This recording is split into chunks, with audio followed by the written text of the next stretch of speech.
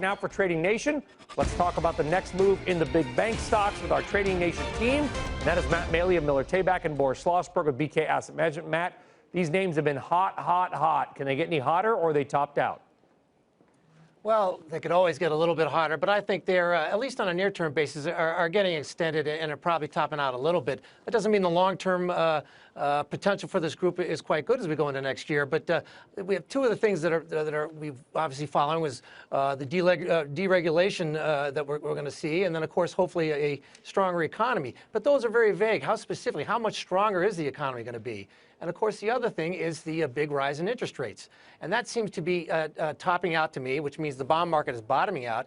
And we see that, if you look at the TLT Treasury bond ETF, the last 4 or 5 days, it's bottomed out early in the day and rallied at the end of the day. That tells me the sellers are getting tired, it's getting washed out a little bit, and that should pop a little bit.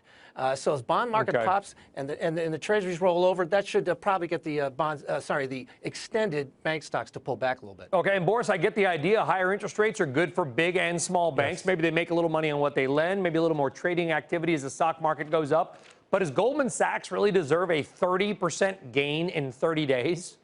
I don't think so. I mean, I think you're right. It's all about steepening of the yield curve. The market has gotten way ahead of itself. And I think it's going to be the Fed that's going to put the brakes on this whole notion. Because right now, the market is basically under the assumption the Fed is all systems go. They're going to go into normal monetary policy, maybe a rate hike every quarter, at very, very worst, maybe once every 3 or 4 or 5 months. But the Fed could simply do the one and done. They could simply raise the rates now in December, as everybody expects them to, and then sit for the next 6 months, specifically because they don't want the dollar getting too stronger and because they don't want to strangle the recovery. So if the rates just don't inch up as the market anticipates, I think a lot of these bank stocks are going to start to give some of the profits back. Okay, Boris and Matt both expressing a little bit of caution about this big run that we have seen in banks and financials. Guys, thank you very much. America, for more Trading Nation, or the world for that matter, go to tradingnation.cnbc.com. Periods of elevated volatility can dramatically affect trading strategies, stock prices, and pricing forecasts. But volatile markets can also serve as an opportunity for traders to reassess their risk tolerance, review their trading plan, and evaluate their overall investing methodology. Hey there, thanks for checking out CNBC on YouTube. Be sure to subscribe to stay up to date on all of the day's biggest stories. You can also click on any of the videos around me to watch the latest from CNBC. Thanks for watching.